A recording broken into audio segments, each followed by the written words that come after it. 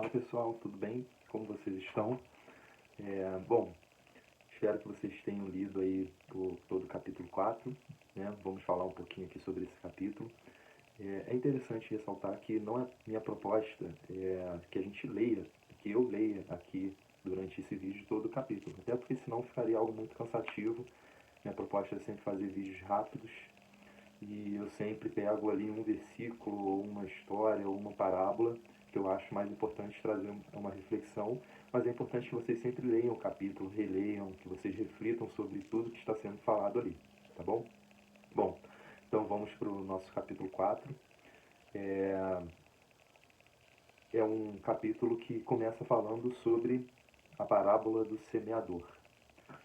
Essa parábola tem alguns pontos interessantes, né? A gente vê que o semeador sai com algumas sementes e nós temos algumas sementes que caem em locais diferentes. Temos a semente, por exemplo, que caiu à beira do caminho. Temos a semente que cai em solo pedregoso. Temos a semente que cai nos espinhos e temos a semente que cai em terra boa. É interessante porque Jesus fala por parábolas, porque ele usava de exemplos que as pessoas pudessem entender. Se Jesus viesse no nosso contexto atual, certamente ele não falaria de sementes, ele não usaria esse tipo de parábola. Mas para eles, que eram camponeses, eram de uma região camponesa, eles entendiam sobre semente, eles entendiam sobre plantio, né? Eles entendiam sobre agricultura. Então fazia todo sentido que Jesus falasse usando assuntos cotidianos, né? Para que o povo entendesse a mensagem que ele estava querendo passar. Bom, e eu acho que nada melhor para falar da interpretação dessa parábola que o próprio Jesus. É uma das poucas parábolas em que ele ele traz o significado da parábola. Está a partir do versículo 14, onde ele diz assim: O semeador semeia a palavra. Que palavra é essa? Qual é a palavra? Ele está falando da própria palavra dele. Ele é a palavra, né? Nós acreditamos como cristãos que Jesus é a palavra que se fez carne. Jesus é quem revela Deus. Então, sempre quando se fala de palavra, a palavra de Deus é o próprio Jesus. E os que estão à beira do caminho, onde a palavra foi semeada, são aqueles que ouvem, mas logo vem o adversário e arrebata a palavra que neles foi semeada. Então eles ouvem, mas essa palavra se perde rápido. Assim também, as que foram semeadas em solo pedregoso são aqueles que, ao ouvirem a palavra, imediatamente a recebem com alegria, mas não têm raízes em si mesmo. São homens de momento. Caso venha uma tribulação ou uma perseguição por causa da palavra, imediatamente sucumbem. Então, são homens sem profundidade, são homens sem raízes. Só tem uma forma de você ter profundidade, de você ter raiz, é estudando, é entendendo mais sobre Jesus, é estudando sobre Jesus, é estudando sobre contexto histórico, contexto social, contexto cultural dessa época que se foi escrito, na época que se foram escritas as passagens, ter profundidade. Não ser apenas um mero ouvinte de que outras pessoas falam. Então, não ser apenas ouvinte do que é falado, né, nos cultos, do que é falado nas pregações, mas você criar raiz. Você só cria raiz estudando, você só cria raiz se aprofundando. Então, por isso que é importante a reflexão. Por isso que é importante a gente saber ponderar tudo que a gente ouve. Não ter tudo que a gente ouve por verdade, né? Mas a gente buscar a verdade. E a gente busca a verdade nele, em Jesus. E outras são as que foram semeadas entre os espinhos. Estes são os que ouviram a palavra, mas os cuidados do mundo, a sedução da riqueza e as ambições de outras coisas os penetram, sufocam a palavra e a tornam infrutífera. Seduções do mundo e riqueza, né? O acúmulo exagerado de riqueza em detrimento a vários outros não terem nada, faz com que essa palavra se perca. A sedução por poder, a sedução por riqueza, faz com que essa palavra, que é a palavra anunciada do reino, pelo próprio Jesus, ela se perca. Mas há as que foram semeadas em terra boa. Estes escutam a palavra, acolhem-na e dão fruto. Um a 30, outro a 60, outro a 100. Que a gente possa ser como essa terra boa.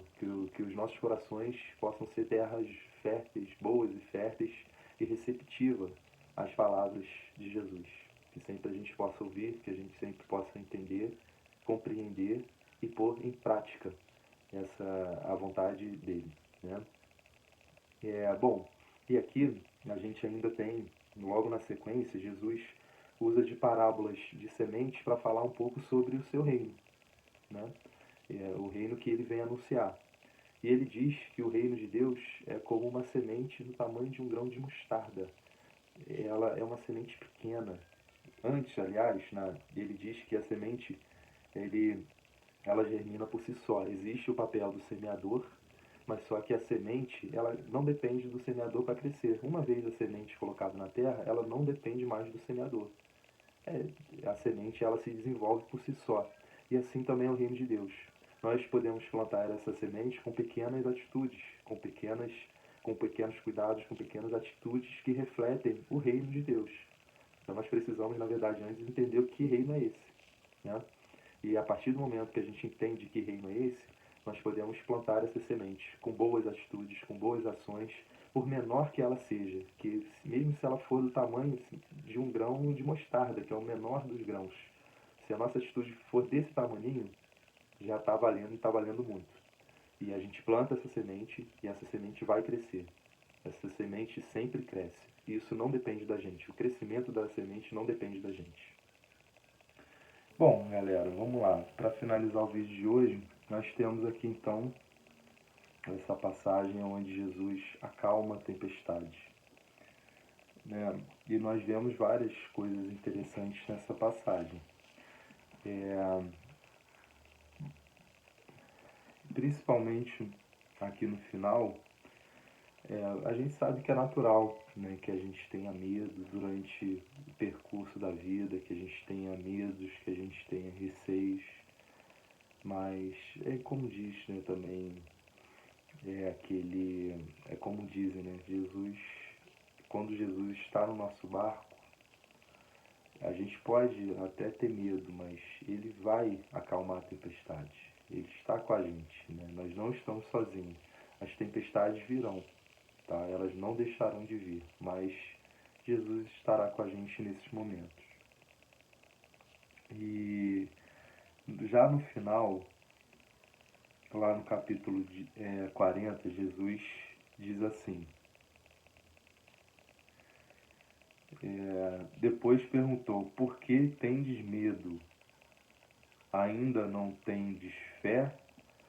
Duas perguntas de Jesus. Em outras traduções, Jesus pergunta por que vocês são covardes, né? Nessa aqui que eu li, por que vocês têm medo? Por que vocês são covardes? E aí a gente destaca a questão da mensagem de Jesus, que não é uma mensagem que foi feita para trazer medo, não foi uma mensagem que foi feita para trazer desespero, muito pelo contrário. A mensagem dele não é uma mensagem de pessimismo, mas é uma mensagem de confiança. A mensagem que ele nos traz não é uma mensagem de perturbação, mas é uma mensagem de paz. Não é uma mensagem de medo, mas é uma mensagem de fé. E quantas vezes nós temos a tendência de pregar uma mensagem de medo, uma teologia baseada no medo, uma teologia baseada no. Parece até, parece até que a gente quer transparecer ou demonstrar um Deus que é um Deus irado, e com isso colocar medo e fazer com que as pessoas se convertam através do medo. Essa nunca foi a proposta dele. A proposta dele é de trazer as boas novas, é de trazer um reino de paz, um reino bom, um reino de igualdade, um reino de bonança e não um reino baseado no medo. A conversão sincera não se dá baseado no medo, e sim na fé, e sim no amor. E também uma outra questão, né? A gente pode ter medo, talvez, de confiar em Jesus. Não é essa a proposta dele. A proposta dele é que a gente confie nele sem medo. As causas que ele lutou são causas sensíveis. São causas que sim, vai trazer muita perseguição. Mas são causas justas. São causas sempre visando o bem das pessoas. E a outra questão, não tem desfé. Ou seja, nós precisamos aprender a confiar nele. A partir do momento que estamos com ele, nós precisamos confiar nele. Ele nos convida a confiar a cada dia mais nele. Né? Bom, ele estava ali no barco, ele estava dormindo. E é interessante que ele não estava nem guiando o barco, né? Se a gente for levar em consideração que o barco pode ser uma representação da nossa vida, ele estava no barco, só que não era ele quem guiava o barco, porque a proposta dele, a proposta de Deus não é de guiar a nossa vida. A proposta dele é que ele estará na nossa vida e não que ele vai guiar.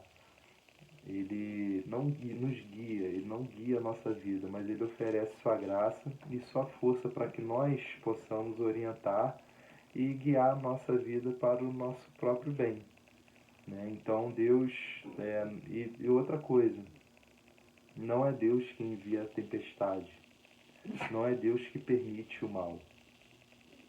Né? Ele é um Deus bom, ele é um Deus de amor. E um pai não causa mal ao seu filho. Muitas coisas acontecem porque são consequências da vida. E ele disse que iriam acontecer, não porque é a vontade dele, mas é porque a vida é assim. A vida são feitas de momentos ruins também, nós temos que aprender a lidar com isso. E a promessa dele não foi de que coisas ruins não aconteceriam em nossas vidas, mas a promessa dele sempre foi que apesar das coisas ruins acontecerem na nossa vida, ele sempre estará conosco. Ele sempre estará ao nosso lado.